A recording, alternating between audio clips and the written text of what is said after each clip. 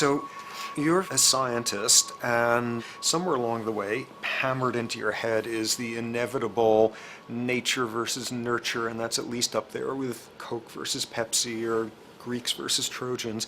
So nature versus nurture, this by now utterly oversimplifying view of where influences on how a cell deals with an energy crisis, up to what makes us who we are on the most individualistic levels of personality. And what you've got is this complete false dichotomy built around nature as deterministic. At the very bottom of all the causality of life is DNA and the code of codes and the Holy Grail, and everything is driven by it. And at the other end, a much more social science perspective, which is we are social organisms, and biology is for slime molds. Humans are free of biology, and obviously both views are nonsense. What you see instead is it is virtually impossible to understand how biology works outside the context of environment. One of the most crazy-making yet widespread and potentially dangerous notions is, oh, that behavior is genetic. Now, what does that mean? It means all sorts of subtle stuff if you sort of know modern biology, but for most people out there, what it winds up meaning is a deterministic view of life, one rooted in biology and genetics. Genes equal things that can't be changed. Genes equal things that are inevitable and that you might as well not waste resources trying to fix, might as well not put societal energies into trying to improve because it's inevitable, it's unchangeable. And that is sheer nonsense.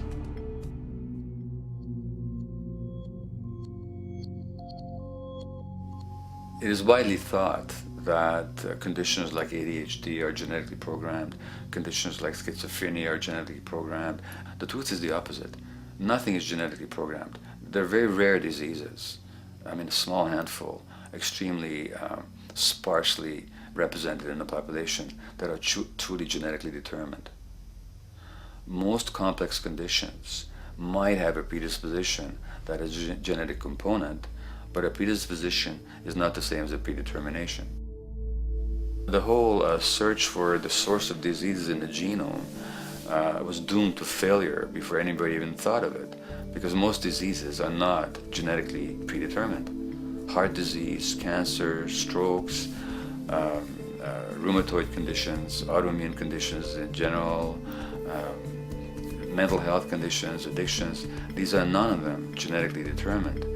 Breast cancer, for example, out of 100 women with breast cancer, only 7 will carry the breast cancer genes.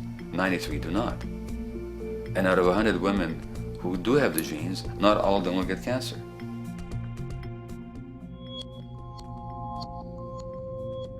Genes are not just things that make us behave in a particular way regardless of our environment.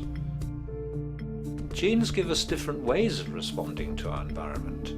And in fact, it looks as if some of the early childhood influences of a kind of child rearing affects gene expression, actually turning on and off different genes to put you on a different developmental track, which may suit the kind of world you've got to deal with.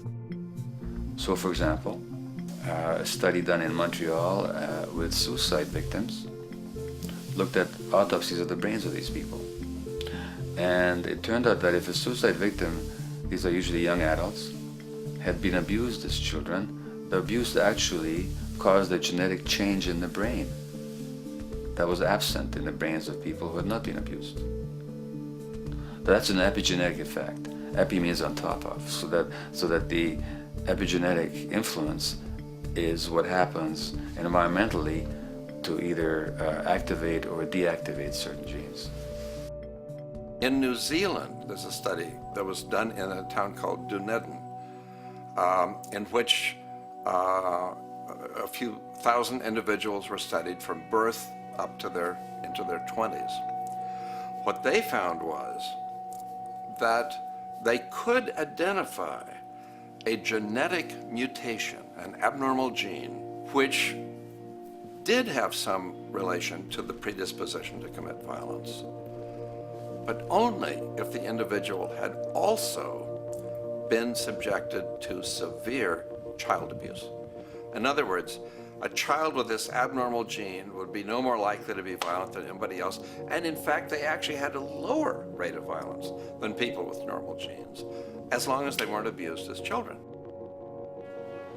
Great additional example of the ways in which genes are not be-all, end-all. Fancy technique where you can take a specific gene out of a mouse, that mouse and its descendants will not have that gene, you have knocked out that gene.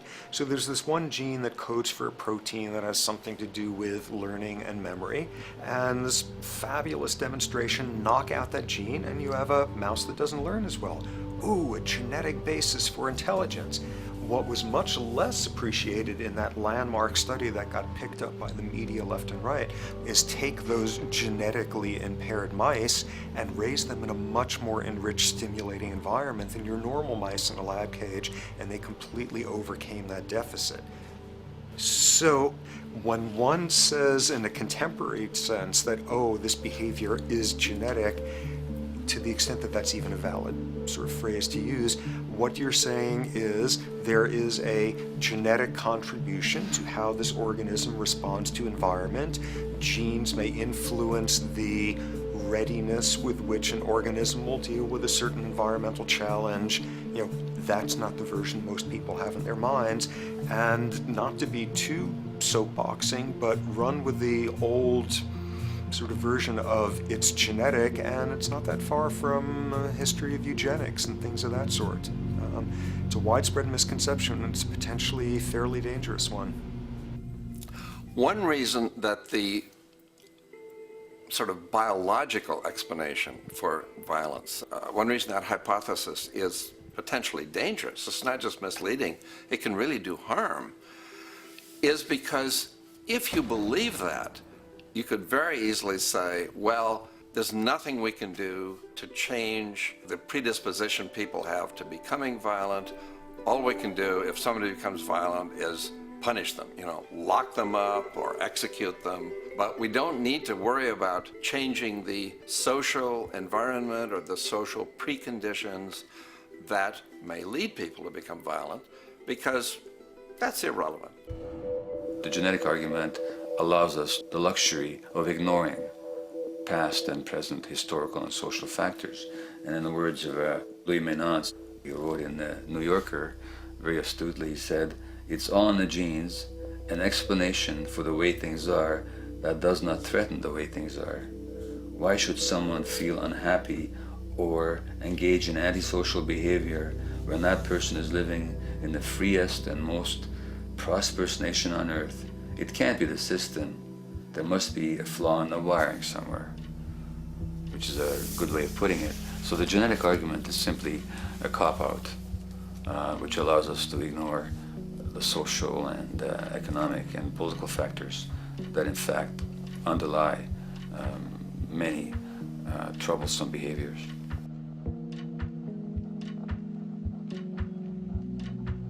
Addictions are usually considered to be a drug-related issue, but looking at it more broadly, I define addiction as any behavior that is associated with craving, with temporary relief, and with long-term negative consequences, along with an impairment of control over it, so that the person wishes to give it up or promises to do so, but can't follow through.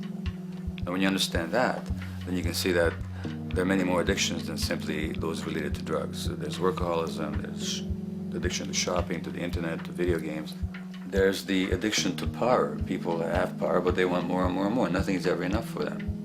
Acquisition, corporations that must own more and more. The addiction to oil, or at least to the wealth and to the products made accessible to us by oil. Look at the negative consequences on the environment. We're destroying the very earth that we inhabit for the sake of that addiction. Now, these addictions are far more devastating in their social consequences than the cocaine or heroin habits of my downtown East Side patients. Yet they're rewarded and considered to be respectable The tobacco company executive that shows a higher profit will get a much bigger reward. He doesn't face any negative consequences legally or otherwise. In fact, he's a respected member of the board of several other corporations. But tobacco smoke related diseases kill 5.5 million people around the world every year. In the United States, they kill 400,000 people a year. And these people are addicted to what? To profit. To such a degree are they addicted that they're actually in denial about the impact of their activities, which is typical for addicts, is denial. And that's a respectable one. It's respectable to be addicted to profit no matter what the cost. So what is acceptable and what is respectable is a highly arbitrary phenomenon in our society. And it seems like the greater the harm, the more respectable the addiction.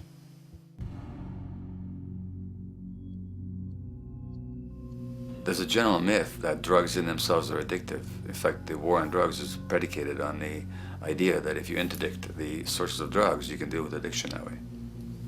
Now, if we understand addiction in a broader sense, we see that nothing in itself is addictive. No substance, no drug is by itself addictive, and no behavior is by itself addictive. Many people can go shopping without becoming shopaholics. Not everybody becomes a food addict. Not everyone who drinks a glass of wine becomes an alcoholic.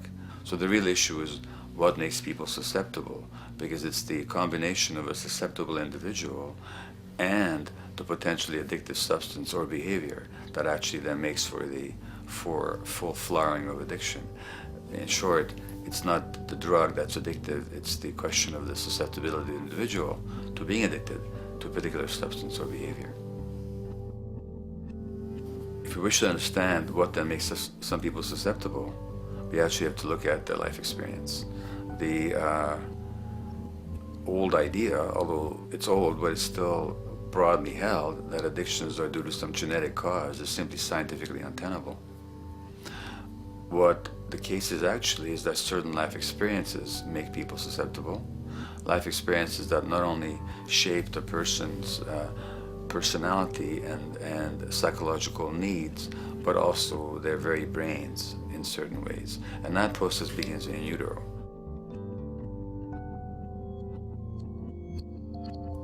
It's been shown, for example, that if you stress mothers during pregnancy, their children are more likely to have traits that predispose them to addictions. And that's because development is shaped by the psychological and social environment. So the biology of human beings is very much affected by and programmed by their life experiences beginning in utero. Environment does not begin at birth. Environment begins as soon as you have an environment. As soon as you're a fetus, you are subject to whatever information is coming through mom's circulations, hormones, levels of nutrients. Great landmark example of this, something called the Dutch hunger winter. 1944, Nazis occupying Holland. For a bunch of reasons, they decide to take all the food and divert it to Germany. For 3 months, everybody there is starving. Tens of thousands of people starve to death. What the Dutch hunger winter effect is, if you were a second or third trimester fetus during the starvation, your body learned something very unique during that time. As it turns out, second, third trimester, something that your body is going about trying to learn about the environment is, well, how menacing of a place is it out there? How plentiful? How much nutrients am I getting by way of mom's circulation? Be a fetus who is starving during that time, and your body programs forever after to be really, really, really stingy with your sugar and fat, and what you do is you store every bit of it. Be a Dutch hunger winter fetus, and half a century later, everything else being equal, you are more likely to have high blood pressure, obesity, or metabolic syndrome. That is environment coming in a very unexpected place. You can stress animals in a laboratory when they're pregnant, and their offspring will be more likely to use cocaine and alcohol as adults.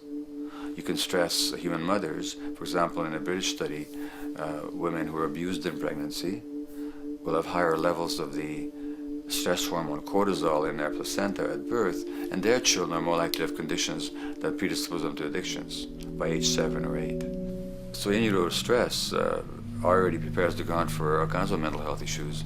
Israeli study done on children born to mothers who were pregnant prior to the onset of the 1967 war. These women, of course, are very stressed, and their offspring have a higher incidence of schizophrenia than the average cohort. So there's plenty of evidence now that prenatal effects have a huge impact on the developing human being.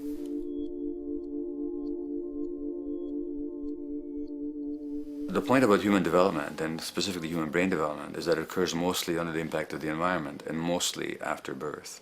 Now, if you compare us to a horse, which can run on the first day of life, we see that we are very undeveloped. We can't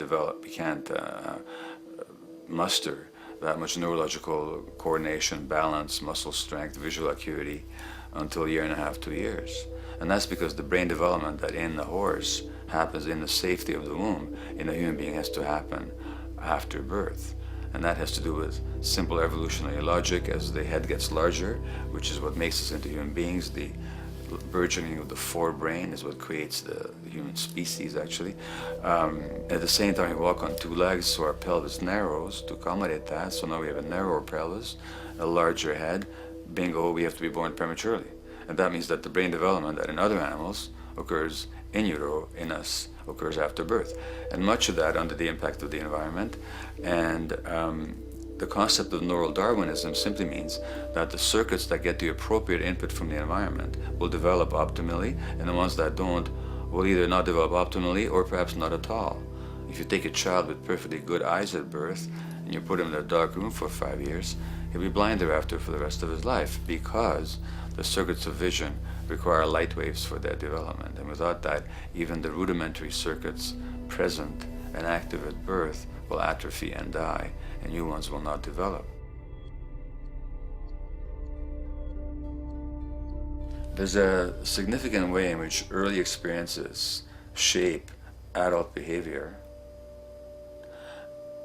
and even and especially early experiences for which there's no recall memory. It turns out that there are two kinds of memory. There is explicit memory, which is recall. This is when you can call back facts, details, episodes, circumstances. But the structure in the brain, which is called the hippocampus, which encodes recall memory, it doesn't even begin to develop fully until a year and a half, and it's not fully developed till much later, which is why hardly anybody has any recall memory prior to 18 months. But there's another kind of memory, which is called implicit memory, which is in fact an emotional memory, where the emotional impact and the interpretation that the child makes of those emotional experiences is ingrained in the brain in the form of nerve circuits ready to fire without specific recall. So to give you a clear example, people who are adopted have a lifelong sense of rejection very often. They can't recall the adoption, they can't recall the separation of a birth mother, because there's nothing there to recall with. But the emotional memory of separation and rejection is deeply embedded in their brains. Hence, they're much more likely to experience a sense of rejection and a great emotional upset when they perceive themselves as being rejected than other people. That's not unique to people who are adopted, but it's particularly strong in them because of this function of implicit memory. People who are addicted, given that they, according to all the research literature, certainly in my experience, the hardcore addicts virtually were all significantly abused as children or suffered severe emotional loss. Their emotional or implicit memories are those of a world that's not safe and not helpful, caregivers who are not to be trusted, and relationships that are not safe enough to open up to vulnerably. And hence their responses tend to be to keep themselves separate from really intimate relationships, not to trust caregivers, doctors and other people who are trying to help them, and generally see the world as an unsafe place. And that's strictly a function of implicit memory, which sometimes has to do with incidents they don't even recall.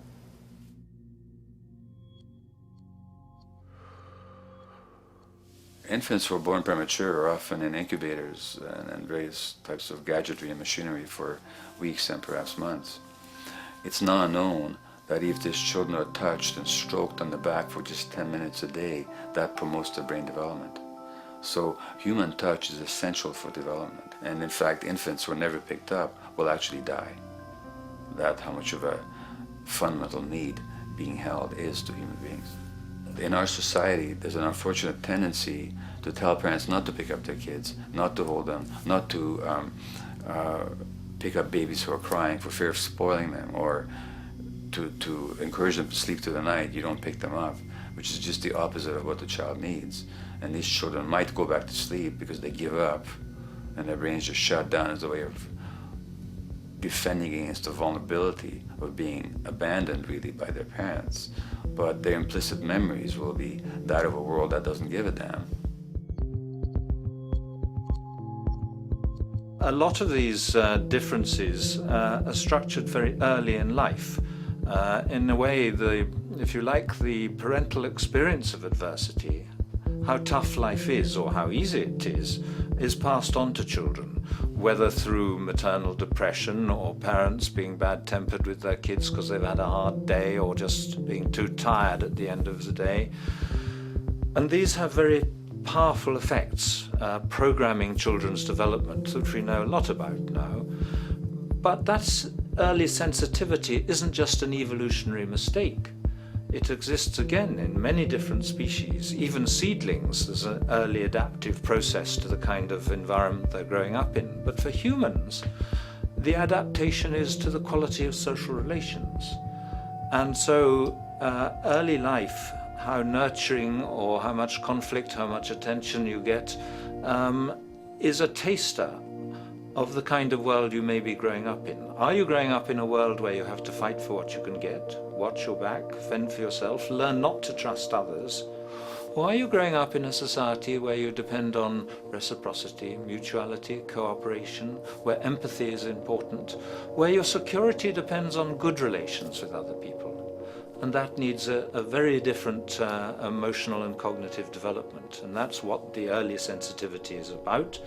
And parenting is almost, quite unconsciously, a system for passing on that experience to children of the kind of world they're in.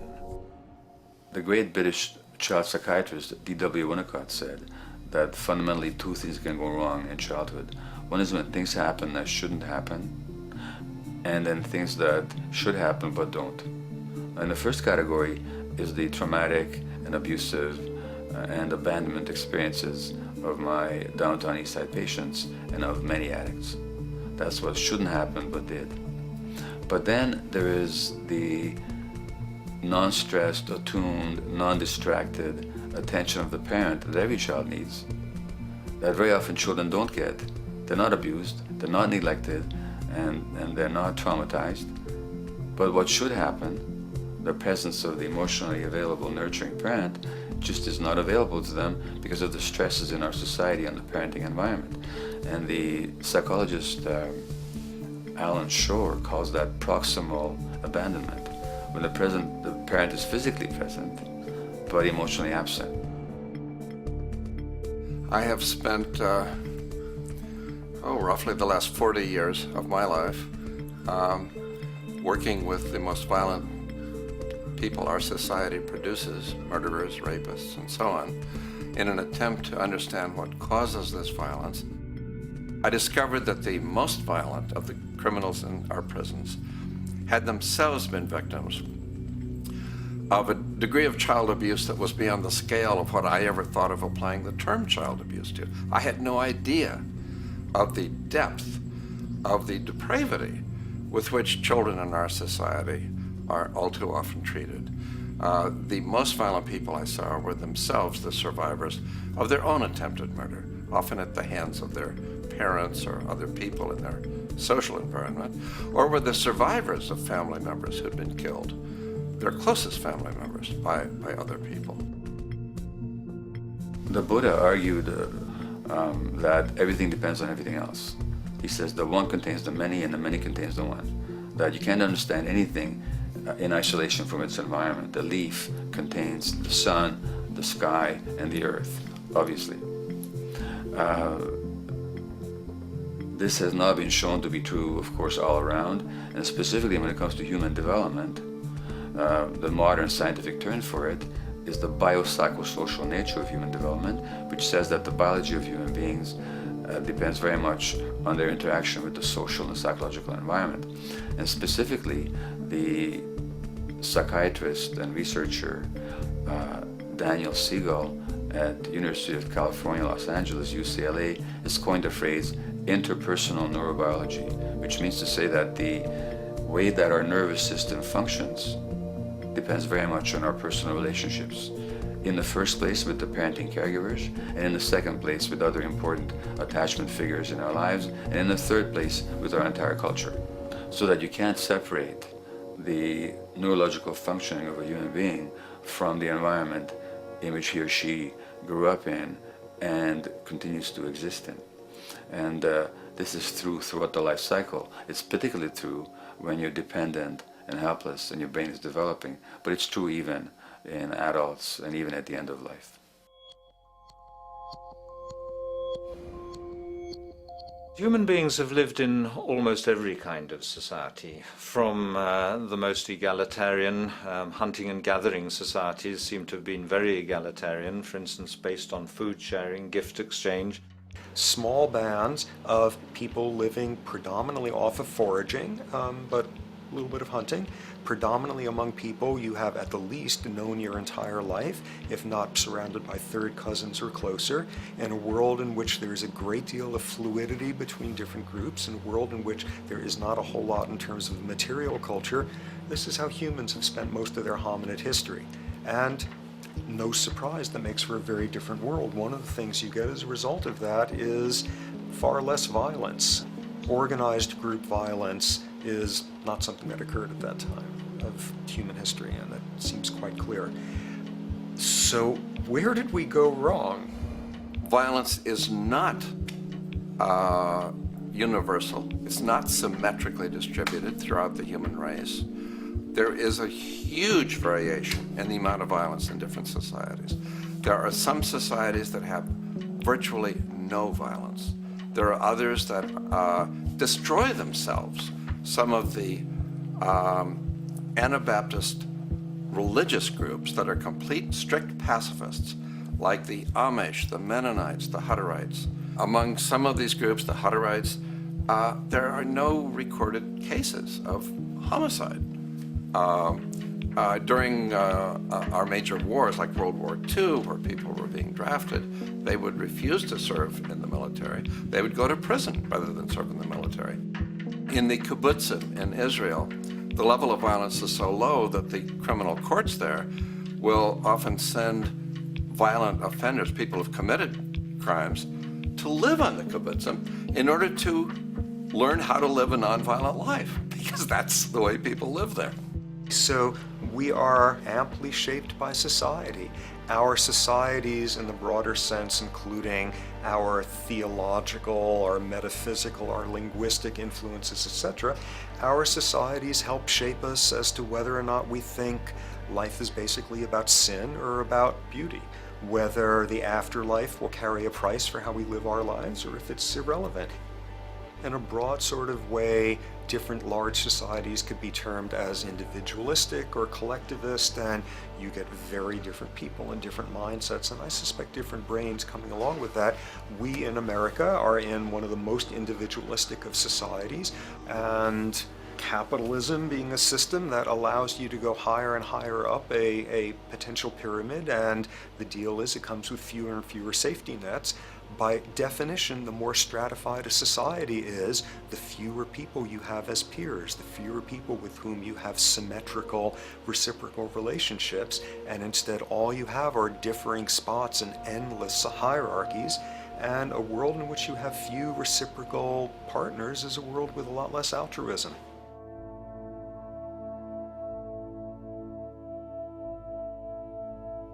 Alright, so this brings us to a total impossible juncture, which is to try to make sense in perspective of science as to what the nature is of human nature. You know, on a certain level, the nature of our nature is not to be particularly constrained by our nature. We come up with more social variability than any species out there, more systems of belief, of styles of family structures, of ways of raising children. The capacity for variety that we have is extraordinary. In a society which is predicated on competition and really very often the ruthless exploitation of one human being by another, the profiteering of other people's problems, and very often the creation of problems for the purpose of profiteering. The ruling ideology will very often justify that behavior by appeals to some fundamental and unalterable human nature.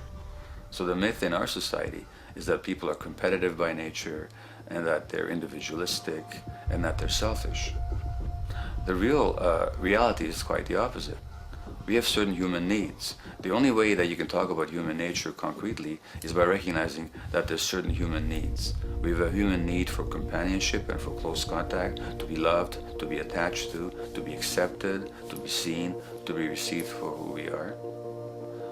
If those needs are met, we develop into people who are compassionate and cooperative and who have empathy for other people. So the opposite that we often see in our society is in fact a distortion of human nature, precisely because so few people have their needs met. So yes, you can talk about a human nature, but only in the sense of basic human needs that are instinctively evoked, or I should say certain human needs that lead to certain traits if they are met, and a different set of traits if they're denied.